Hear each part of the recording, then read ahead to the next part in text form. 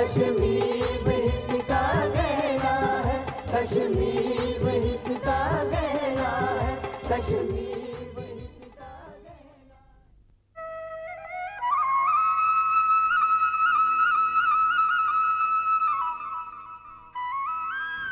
دیکھو نگاہ شوق سے وادی کے نظارے، تہذیب کی جنت ہے یہ جھیلم کے کنارے۔ حقیقت تو یہ ہے کہ مدھر گیتوں سے گونجتی ہوئی اس کی فضاؤں اور لہلہاتے ہوئے باغات میں قدم رکھتے ہی یہ احساس ہوتا ہے کہ اس سرزمین کا حسن ہی سچائی ہے۔ جنت تو ایک خیال ہے، ایک کلپنا ہے۔ کشمیر کی ایک خاص بات یہ بھی ہے کہ یہاں کے دستکاروں نے اپنے فن اور اپنی ہستکلا میں کشمیر کی تاریخ کو سمیٹ دیا ہے۔ پھر کشمیر کے قدرتی سوندریہ کی جھلک بھی دستکاریوں میں جلوگر ہوئی ہے۔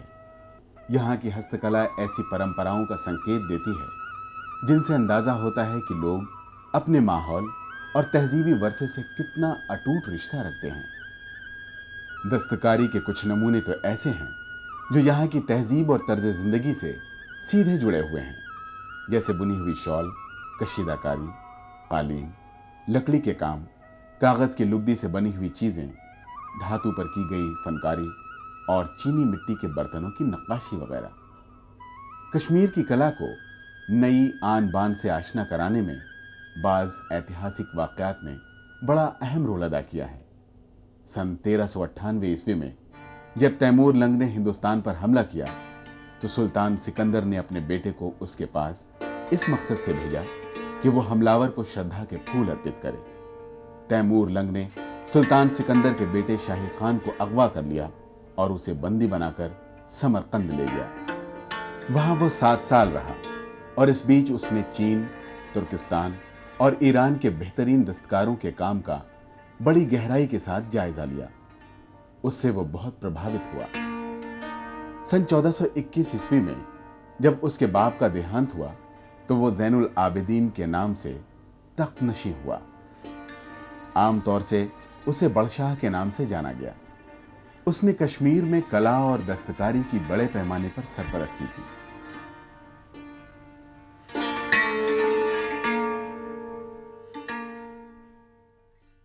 میری تاریخ کے کچھ دوروں کی یادیں شری نگر کے شری پرتاپ میوزیم میں محفوظ ہیں، جن سے میرے اتیت کا پتہ چلتا ہے۔ میرے دستکار، میرے مزدور، میرے کاریگر بہت بڑی دولت ہیں۔ انہی کے دم سے کشمیر کو پوری دنیا میں وقار حاصل ہوا ہے۔ ان کی انگلیوں کے اسپرش سے کلا کا جو نمونہ وجود میں آتا ہے وہ ہر ایک کو اپنی اور آکرشت کر لیتا ہے۔ کشمیری شال صرف ایشیا یا ہندوستان میں ہی نہیں، پوری دنیا میں مشہور ہے۔ ان شالوں کی بنائی اور کشیدہ کاری اتنی آکرشک ہوتی ہے کہ لوگ بے ساختہ داد دے اٹھتے ہیں۔ گلمرگ روڈ پر ایک خاموش سا چھوٹا سا گاؤں ہے، کنی ہامہ۔ اس نے اپنی شناخت آج بھی کسی حد تک باقی رکھی ہے۔ یہ کشمیر کی مشہور کنی شالوں کا ایک اہم مرکز مانا جاتا ہے۔ کنی چھوٹی بابن یا بنائی چرخے کو کہتے ہیں، جسے شٹل کی جگہ استعمال کیا جاتا ہے۔ ڈیزائن اور مناسب رنگوں کے استعمال کے فیصلے کے مطابق ہر کنی میں خاص رنگ کے دھاگے بھر دیے جاتے ہیں۔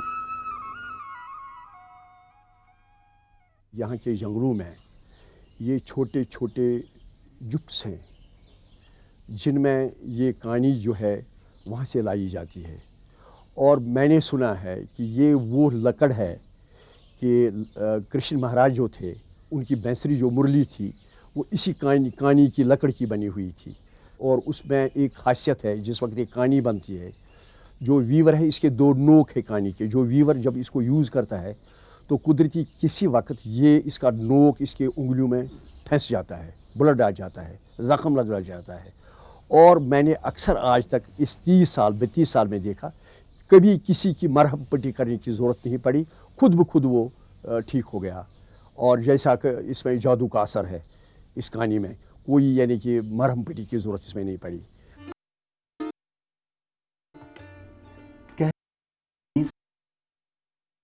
में कनी की जिससे अंदाजा होता है कि यह काम कितना बारीक और नफीस होता था। कनी की तादाद शॉल की डिजाइन के मुताबिक होती थी, लेकिन अब यह तादाद घटकर 100 के आसपास रह गई है।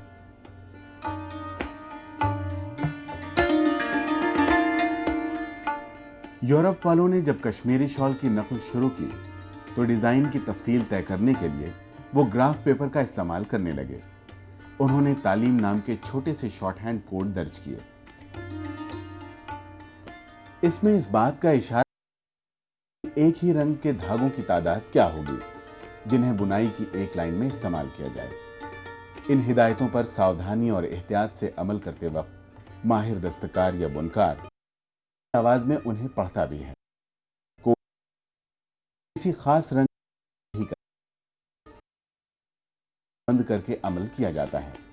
मसलन 3 उठाओ और नीले रंग का इस्तेमाल करो, 8 उठाओ और हल्का नीला इस्तेमाल करो, 5 उठाओ और पीले रंग का इस्तेमाल करो। इस पूरे अमल के बावजूद आमतौर से एक दिन में डिजाइन का 1/4 इंच से ज्यादा हिस्सा पूरा नहीं हो पाता। इस तरह एक शॉल तैयार करने में 2 से 3 साल तक लग जाते हैं।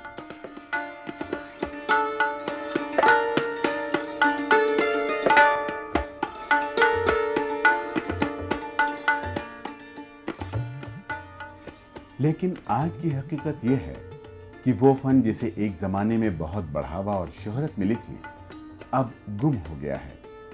बस कनी हामा के चंद घरानों ने इसे जिंदा रखा है। ये मेरे ख्याल में तकरीबन 150-200 साल से ये ख़त्म आहिस्ता आहिस्ता हो रहा है, क्योंकि जहाँ तक यानी कि कारीगरों का ताल्लुक़ है, इसके कारीगर को काफ़ी पेशेंस चाहिए। उसकी आँखों की रोशनी और उसके टांगों की ताकत जो कि लोगों पर बैठता है ये, और 2-2.5 साल में एक शाल का बनना ये काफ़ी मुश्किल है। तो लिहाजा आहिस्ता आहिस्ता लोगों ने, क्योंकि गुर्बत थी काफ़ी कश्मीर में, यानी कि इस आज़ादी से पहले, रफ्ता रफ्ता ये ख़त्म हो चुका था। किसी जमाने में ऐसी शॉल तैयार करने वाली हथकरघा की संख्या 30,000 से भी ज्यादा थी, लेकिन अब यह तादाद सिर्फ 6 रह गई है। वो भी कनी हामा नाम के छोटे से गांव तक सीमित है। मैं अपने स्टेट का और अपने गवर्नमेंट ऑफ इंडिया का मशकूर हूँ, टेक्सटाइल मिनिस्ट्री का, जिन्होंने इस मुर्दे को जन्म दे दिया है 400 साल के बाद। तो मैं उस सहायता पर, उस स्टैंड पे इस वक्त कोशिश कर रहा हूँ इसको आगे ले जाने की। इस फन की अहमियत का एहसास करते हुए अब सरकार की तरफ से शुरू किए गए एक प्रोजेक्ट के जरिए इसे दोबारा जिंदा करने की कोशिश की जा रही है। हो सकता है इन कोशिशों के नतीजे में एक बार फिर इसे बढ़ावा मिले और इसका खोया हुआ सुनहरा युग वापस आ जाए।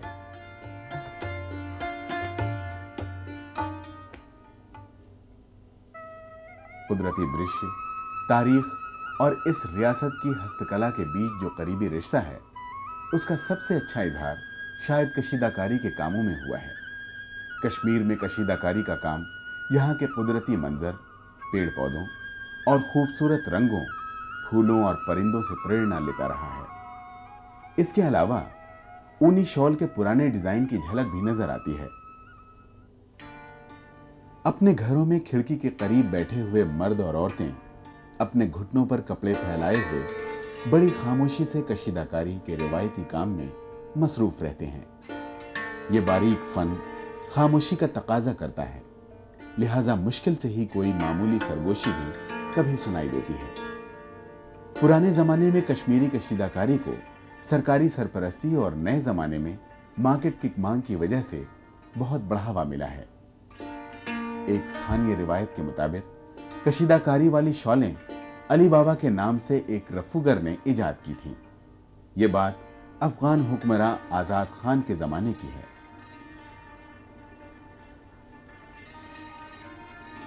कहा जाता है कि उसने एक बार एक सफेद चादर पर किसी परिंदे के पैर का निशान देखा।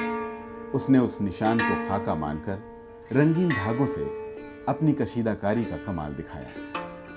बहरहाल ऐसा कोई बाकायदा सबूत मौजूद नहीं है जिसकी बुनियाद पर हम कशीदा कारी की तारीख का पता लगा सकें।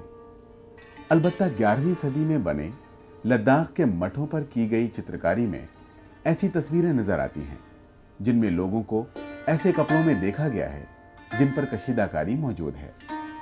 जंजीरी कढ़ाई कश्मीरी दस्तकारी का एक खास हिस्सा रहा है जिसमें फूलों, जानवरों और पत्तियों के डिजाइन होते हैं।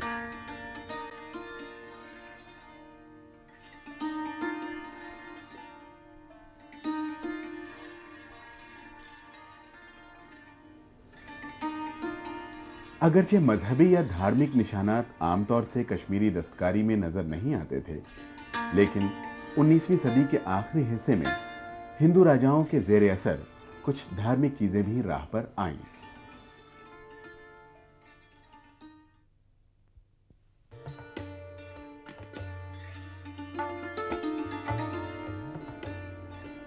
श्रीनगर के प्रताप सिंह म्यूजियम में एक अनोखी सी शाल रखी हुई है जिस पर श्रीनगर शहर का नक्शा काढ़ा हुआ है।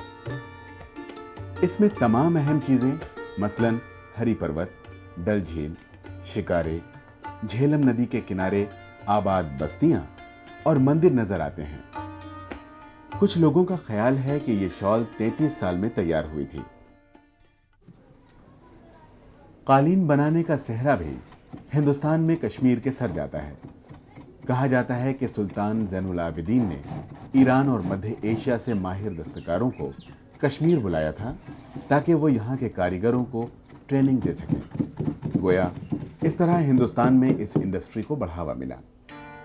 अगरचे कश्मीर में बड़शाह के ज़माने में कालीन बुनने की सनत को काफ़ी बढ़ावा मिला, लेकिन उसके बाद धीरे धीरे इसका ज़वाल शुरू हो गया।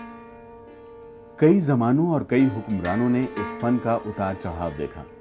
अगर एक तरफ अफगान और सिख हुक्मरानों के ज़माने में कालीन की इंडस्ट्री ज़वाल का शिकार हुई, तो दूसरी तरफ महाराजा रणबीर सिंह के ज़माने में यानी 1857 से 1885 तक के अरसे में कालीन बनाने के काम में काफ़ी बढ़ावा मिला।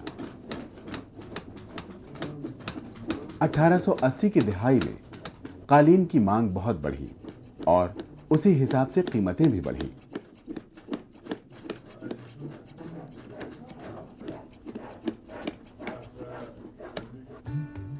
कश्मीरी शॉल के डिजाइन आमतौर से कागज पर शॉर्ट हैंड के स्टाइल में दर्ज किए जाते हैं। इसे तालीम कहते हैं। यह तरीका कनी शॉल बनाने के पुराने तरीके को सामने रखकर अपनाया गया है। कश्मीर में कालीन बनाने के लिए बहुत मामूली किस्म के टूल्स इस्तेमाल किए जाते हैं, जिनमें ब्लेड, लकड़ी या धातु की कंघी और कैंची शामिल है।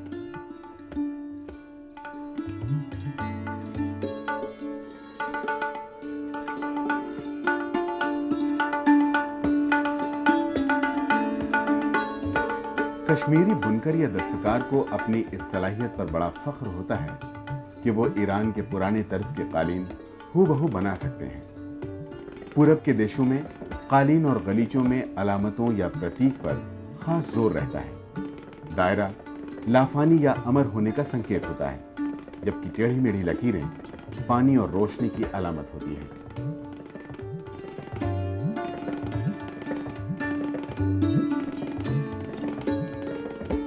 इसी तरह पेड़ खुशी और खुशहाली का इशारा होते हैं।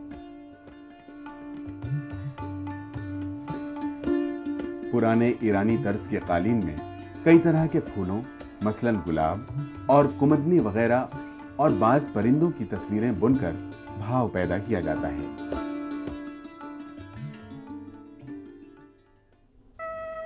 बूढ़े और जवान दस्तकार एक साथ बैठकर घुटनों के सहारे कोड की हिदायत के मुताबिक कालीन पर नक्शे निगार करते हैं।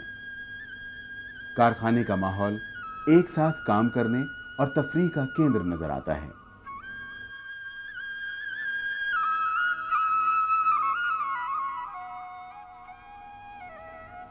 लेकिन बुरा हो दहशतगर्दी का कि इसकी वजह से पिछले 10 बरसों में यह इंडस्ट्री बदहाली का शिकार हुई। सिर्फ दस्तकारी पर खराब असर नहीं पड़ा, बल्कि दस्तकार बिरादरी को काफी परेशानियों से दोचार होना पड़ा।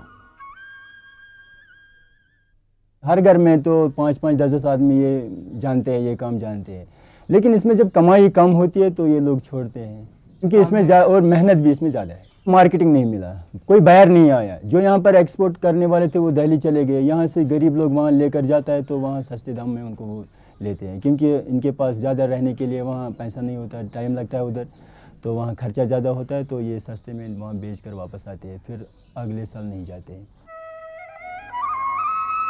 لیکن اندھیرے ہمیشہ قائم نہیں رہتے، اگرواد کے بادل بھی چھٹنے لگے اور نیا سویرا نئی امیدوں اور نئے حوصلوں کے ساتھ انگڑائیاں لینے لگا۔ ایسے میں دستکار برادری میں امید کی نئی جوت جلی ہے۔ ہاں، اس فن اور کلا کو پچھلی بلندیوں تک لے جانے میں کچھ وقت ضرور لگے گا۔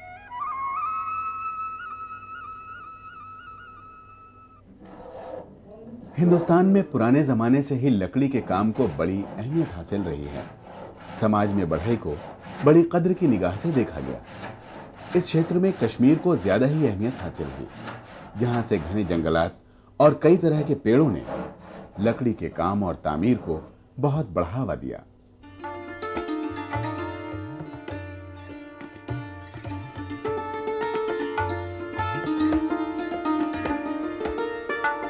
کشمیر میں راجا سے لے کر کسان اور معمولی بوٹ مین تک مکان، برتن بھانڈے اور سجاوٹ کے سامان بنانے کے لیے لکڑی کا استعمال کرتے تھے۔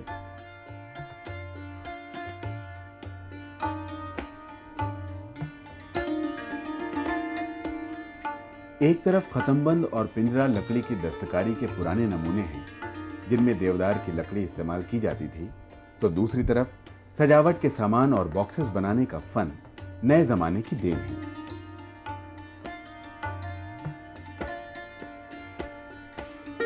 ختم بند کو کشمیر میں لکڑی کے کام کا ایک اچھوتا نمونہ مانا گیا ہے۔ اس کے ذریعے چھتوں کے خوبصورت نمونے پیش کیے جاتے تھے۔ پچھلے وقتوں کے ہاؤس بوٹ کی چھتیں ختم بند کی شکل میں لکڑی کے کام کی بہترین مثالیں ہوتی تھیں۔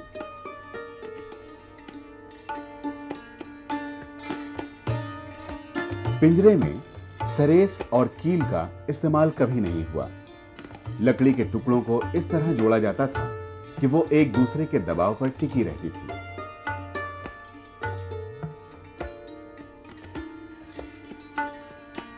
شال، پیپر میشے اور قالین کی اچھوتی اور باریک نقاشی کی کامیابی کو دیکھتے ہوئے لکڑی پر کام کرنے والے فنکاروں نے بھی ایسی نقاشی شروع کر دی۔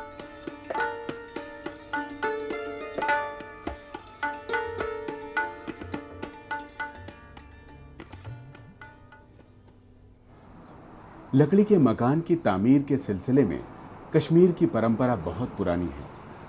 سری نگر کی نقش بند مسجد اس کی بہترین مثال ہے۔ یہ مسجد کشمیر کے مدھیورتی یگ یا میڈیول پیریڈ کی لکڑی کی تعمیر کا انوکھا اور خوبصورت نمونہ ہے۔ اسے دیودار کی لکڑی سے بلی سسٹم پر تیار کیا گیا تھا۔ بعد میں خالی جگہوں کو چھوٹے سائز کی پکی اینٹوں سے بھر دیا گیا۔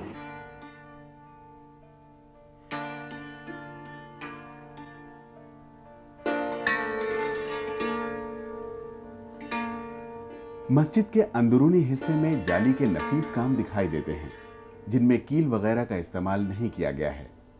جالی دار کھڑکیوں سے روشنی چھن چھن کر اس ہال تک پہنچتی ہے جہاں نماز پڑھی جاتی ہے۔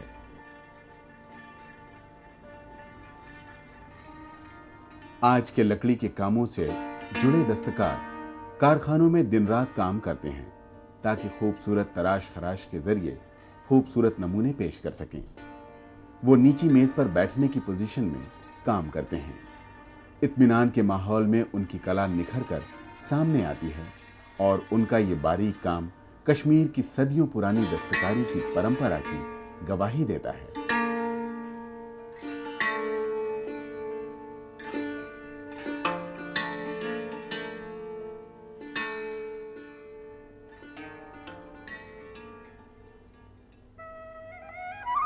نوجوان شہزادہ زین العابدین جب قید میں زندگی گزار رہا تھا تو اس نے کاغذ کے لگدے سے خوبصورت نمونے تیار کرنے کے فن کا بھی گہرائی سے جائزہ لیا۔ اس نے دیکھا کہ کاغذ کے لگدے سے کیسے خوبصورت نمونے تیار کیے جاتے ہیں۔ کشمیر کے لوگوں کو कागज के खूबसूरत और बारीक काम से अवगत करा के उसने बहुत बड़ी खिदमत अंजाम दी।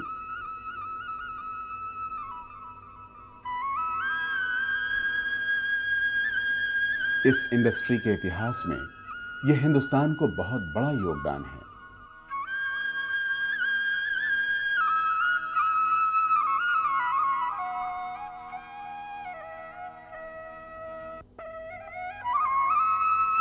कश्मीर में सबसे पहले पेपर मैशे का एक कलमदान तैयार किया गया, जिसमें कलम, ब्रश और दवात वगैरह रखे जाते हैं।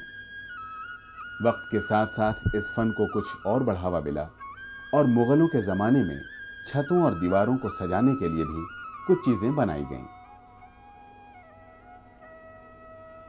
17वीं सदी में यूरोप और ख़ास तौर से फ्रांसीसी कारोबारियों ने इस फन का जायज़ा लिया और अपने वतन वापस जाकर इसे बहुत मकबूल बनाया। इसकी मांग बहुत बढ़ी। बहुत जल्द फ्रांसीसियों की तजवीज़ पर बॉक्स और कलश वगैरह तैयार किए जाने लगे। पेपर मैशे तकनीक के 2 मरहले होते हैं। साख्त साजी, यानी जो चीज़ बनानी है उसकी साख्त या शक्ल तैयार करना, और दूसरा मरहला नक्काशी का होता है, यानी ऊपरी हिस्से पर नक्काशी या चित्रकारी का। पहले दस्तकार कागज की लुगदी को पीसता है जिसे एक खास ढांचे में ढाला जा सके। नक्काश यानी आर्टिस्ट रंग तैयार करता है। उसके बाद बड़ी महारत से डिजाइन में रंग भरकर उसे खूब से खूब तर बनाता है। इसका पूरा ढांचा नक्काश अपने तौर पर और अपनी याददाश्त के सहारे तैयार करता है।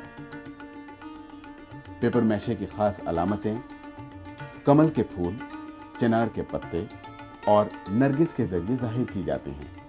एक दिलचस्प बात यह है कि शॉल और कालीन में जिंदगी के पेड़ का जो भाव पेश किया जाता है उसे अक्सर यहां भी इस्तेमाल किया जाता है।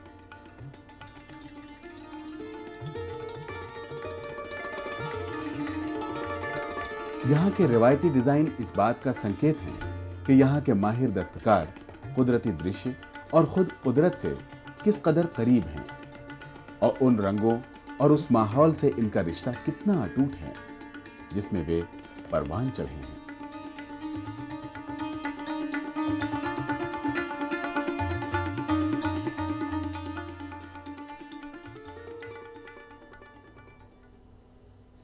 कश्मीर में धातु के इस्तेमाल की कहानी पत्थरों के नए युग से शुरू होती है। बुर्ज़ाहमा में धातु की बनी हुई कई चीजों का सुराग मिला है, जैसे दाने और तीर के सिरे वगैरह। मशहूर तारीखदां कल्हन ने कश्मीर के धातु के कामों की बड़ी तारीफ की है। पुराने कांसे की मिली मूर्तियां अंदर से खोखली पाई गईं। इनमें से ज्यादातर इतनी पुरानी हो चुकी हैं कि इनकी ऊपरी सिरे पर पॉलिश करनी पड़ी। जड़ाओं के कामों में भी कश्मीरी कारीगर बड़े माहिर होते थे और इसका अंदाजा दुनिया के कई म्यूजियम में रखे हुए कई तरह के कांसे के सामान से होता है।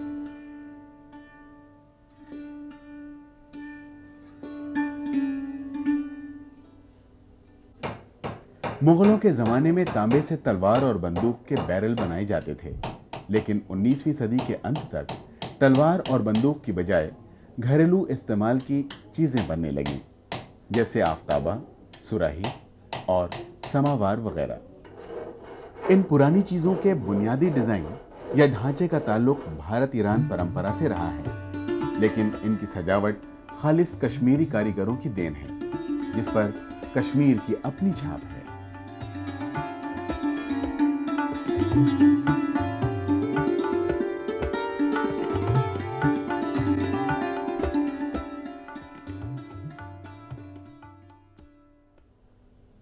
डब्बे, चटाई और इस तरह के सामान बनाने के लिए घास फूस, तिनकों और पौधों की टहनियां इस्तेमाल करने का सिलसिला बहुत पुराना है और यह हस्तकला उस जमाने से चली आ रही है जब इंसान ने पत्थरों की रगड़ से आग पैदा करने की कल्पना की।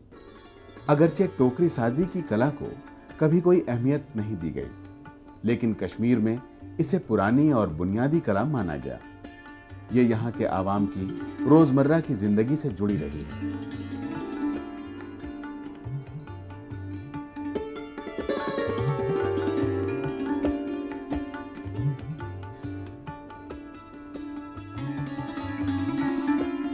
जाड़ों में कश्मीर के साधारण लोग कांगड़ी का इस्तेमाल खूब करते हैं। ये मिट्टी के छोटे से बर्तन की बनी होती है, जिसे बेंत की लकड़ी से बुने हुए ढांचे में रख दिया जाता है। कांगड़ी में आग रखी जाती है जो लोगों को गर्मी पहुंचाती है। इस पुरानी कला के सहारे घरेलू इस्तेमाल की और भी कई खूबसूरत चीजें तैयार की जाती हैं।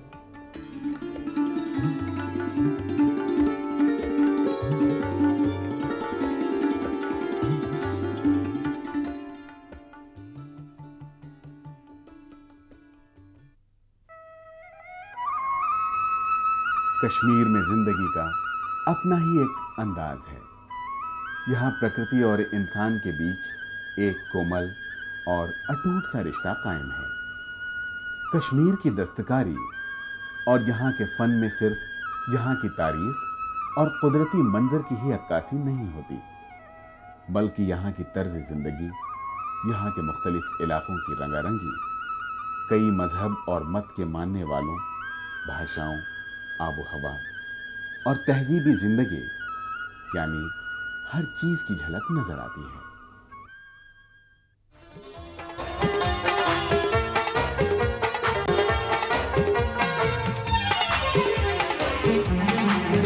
ये सर्व समन की वादी है, इरफान